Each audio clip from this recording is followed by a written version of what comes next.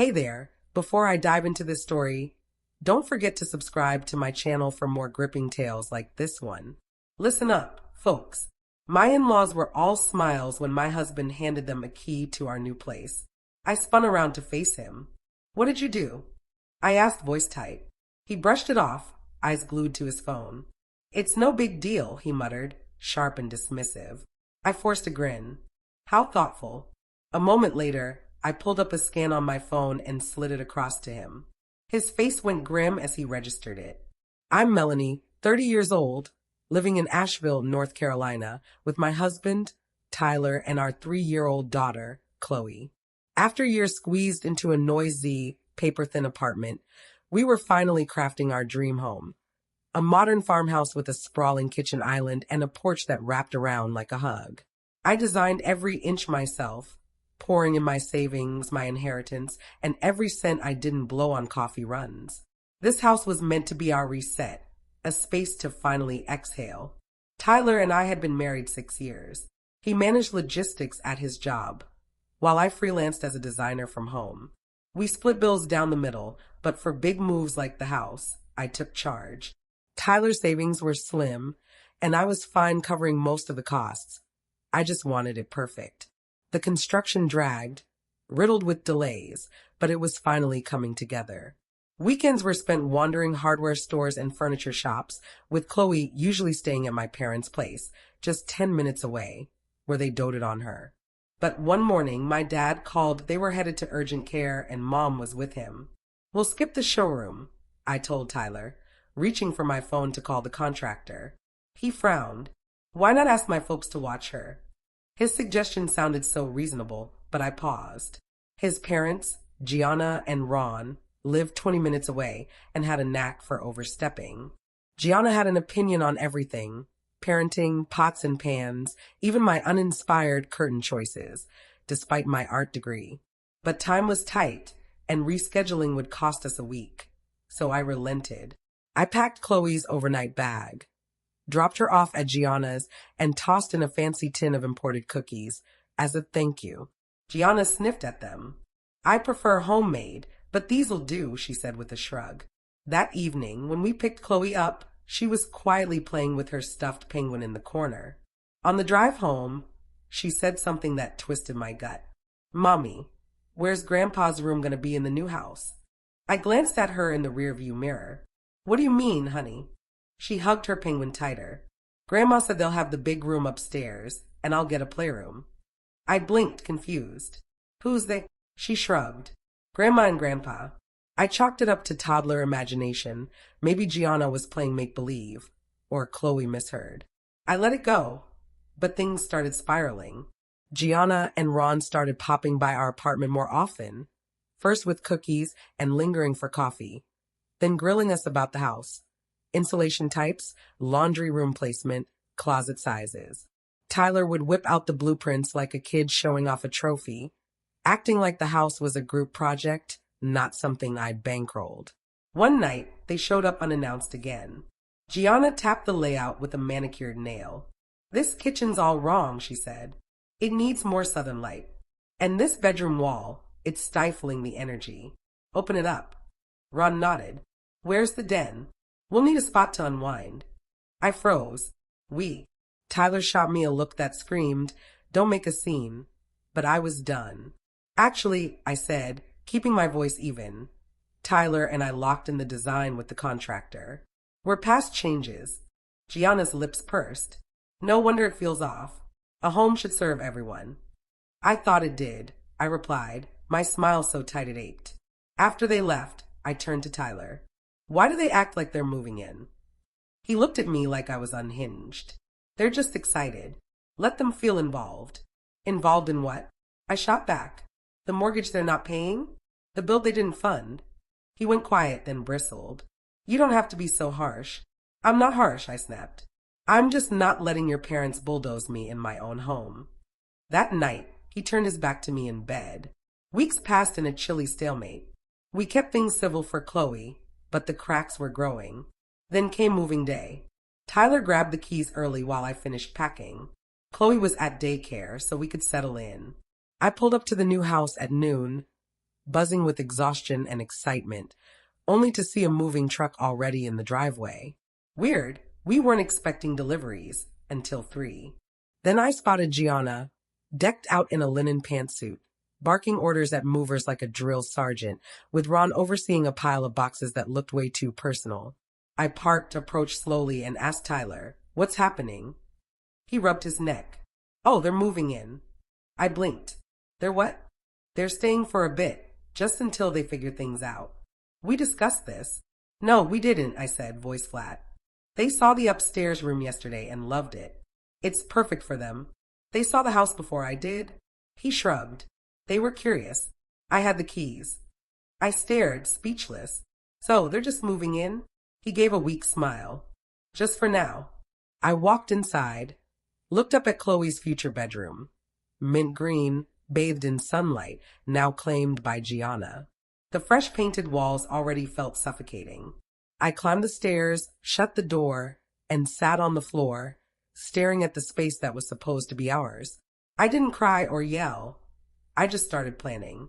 By the time I came downstairs, the living room was chaos. Gianna, jacket off, was fluffing pillows I'd picked out weeks ago. Ron was yelling for an extension cord while a mover hauled in his vintage vinyls. Tyler, predictably, was MIA. Gianna spotted me and waved. "Melanie, this place is perfect. I've got curtain ideas already. Floral, but sophisticated." I stared. "You're serious?" She grinned like I'd praised her. Ron chimed in. "This open layout's solid, Mel. Nice work." My hands balled into fists. "You realize I didn't sign off on this?" Gianna laughed sharply. "Oh, honey, sometimes things just work out." "No," I said, voice like steel. "This isn't working out. This is you invading my home." Tyler reappeared, holding a box-marked kitchen. Looking shocked, I was still there. "We need to talk," I said. He sighed, setting the box down like it was made of glass. "Not now, everyone's tired." "Funny, you didn't ask if I was okay with this at all." He dropped the pretense. "It's temporary, Melanie. They need help. You're acting like they're criminals." "That's exactly what they are." His jaw tightened. "They're my parents. They're not mine. And they don't get to live here just because they want to." Before he could answer, Gianna breezed in. "Everything okay, you two?" I ignored her. "Where's Chloe sleeping now?" "That upstairs room was hers. They'll just use it for now," Tyler said. "She can stay with us." Unbelievable. I walked out before I said something irreversible. Upstairs, I locked the door, sat trembling, and tried to think. I needed Chloe safe at daycare as long as possible. I needed space. I needed control. That afternoon, Gianna unpacked like she was styling a luxury Airbnb. Her clothes filled the closet. She complained the towels were too rough. She claimed a bathroom drawer and started labeling pantry shelves. Ron wanted his TV over my fireplace, calling it the perfect hangout spot. When I said no one had consulted me, he replied, "We didn't want to stress you out." At dinner, I sat across from them in my own dining room, feeling like a guest. The final straw came 2 nights later.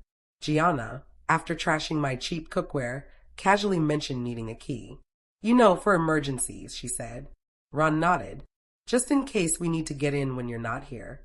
I raised an eyebrow. "Why would you need that?" Gianna waved her fork. "Emergencies, dear.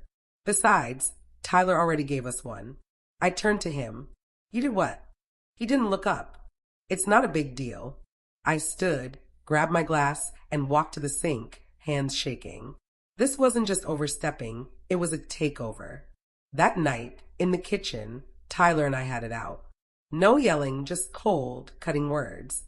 "You expect me to work, cook, clean, raise Chloe, and now host your parents?" "They're family," he said. "They raised me. Can't you show some gratitude?"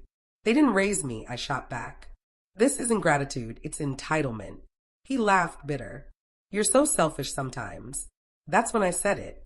"If that's how you see me, maybe you should live with people you actually get." He scoffed.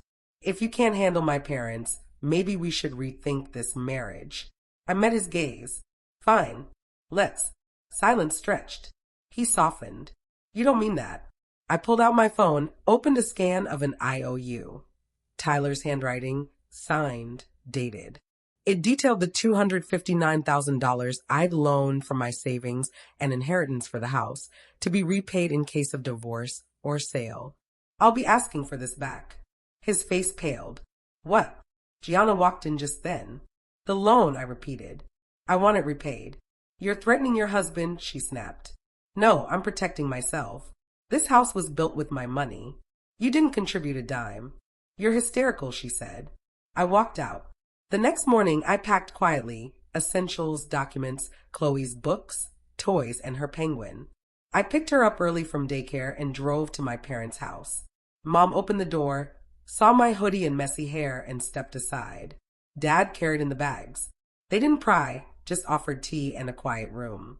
That night, while Chloe watched cartoons, I got to work.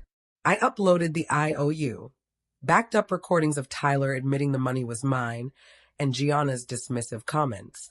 I sent it all to myself, my sister, and an encrypted drive. The next morning, I called a law firm. After 3 consultations, I found Elise sharp, composed, a lawyer who could dismantle someone with a smile. You've done half my job already, she said. I'll handle the rest. A week later, Tyler showed up at my workplace, looking rough. Messy hair, wrinkled shirt, dark circles. I didn't want a scene, so we went to a coffee shop. He spoke before the water arrived. I'll give you the house. Just drop the legal stuff, please. I raised an eyebrow. You'll give me the house? I'll sign it over. You keep it, the money, everything. He swallowed. I can't pay it back now. You knew it was a loan, I said. I thought we were just talking, he said. I didn't think you'd go this far. You didn't think I'd leave, I said calmly. That's the issue. His face crumpled. I stood, left cash on the table, and grabbed my bag. Chloe's waiting, and I don't trust you with her anymore. As I walked out, he called, I'll take care of her, Melanie. I'm still her dad. That hit like a quake, because I knew what he meant. I wasn't letting him or his mother take what mattered most. The next day, I called Chloe's daycare. Only me or my parents can pick her up, I said. Not her father, not his parents. They flagged her file. I breathed easier, but 3 days later, the daycare called in a panic. A couple claiming to be Chloe's grandparents tried to pick her up. They're in the conference room. Should we call the police? I'm coming, I said, grabbing my keys. I found Gianna and Ron sitting like they owned the place, annoyed at the wait. Gianna stood when she saw me. This is ridiculous. We're her family. No, you're dangerous, I said, ice in my voice. You don't get to ambush my daughter. Ron scowled. You're turning her against us. She's 3, I snapped. She doesn't know manipulation, but you're teaching her. Gianna's tone sharpened. This is why you don't fit in our family. You think you're above us. I crossed my arms. No, I just think you shouldn't live off my money and call me a burden. Her face reddened. How did you even have that money? Tyler said you're just a freelancer. I saved. I inherited. I worked. Unlike you, I know how to plan. Gianna's voice dripped venom. You had that money and didn't give it to your husband? It was a loan, I said. Signed, documented, binding. Ron looked sick. You can make it a gift, Gianna said. If you cared about family. I did, I said, until you hijacked my house and tried to erase me from my own life. I turned to the director. Please escort them out. They were banned from pickup. But they didn't stop. Gianna and Ron showed up at my parents' house twice. Once. Gianna was snooping in the backyard. Another time, Ron stood in the driveway, yelling about me poisoning Chloe's heritage. I stayed calm, recorded everything, every word, every threat, every step too close. Elise told me to log it all. I did, meticulously. Then came the formal notice. Elise sent Tyler a divorce settlement offer, including debt repayment, full custody for me, and visitation limits for his parents. He refused, claiming he wouldn't abandon Chloe.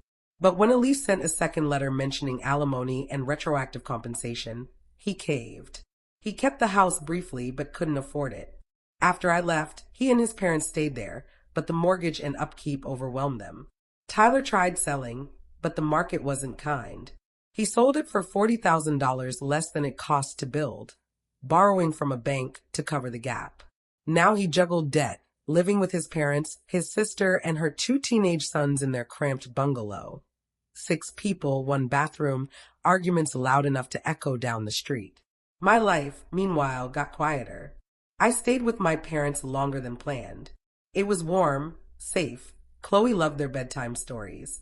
I took on more work, rebuilt my savings, and slowly unclenched. I thought I was done with relationships, but life had other plans. It started at Chloe's new preschool drop-offs. Daniel, another single parent, had a daughter, Ava, in her class. Awkward hellos turned to coffee, then playdates. He was 36, divorced, raising a first grader. He listened, really listened. One rainy Saturday at the library, Chloe said, "If we build a new house, can Ava have a room? And a dog?" Daniel looked startled. I laughed nervously. She's a planner. But I was too. Months earlier, Daniel had asked gently, "Would you consider building something with me? Something real?" I hadn't answered then. That night, I pulled Chloe onto my lap, brushed her hair, and whispered, "Yes, we'll build again." This time, it'd be a home no one could steal, a place of peace, not performance, with doors that only opened for those who knew respect. For the first time in years, I believed I deserved every inch of it.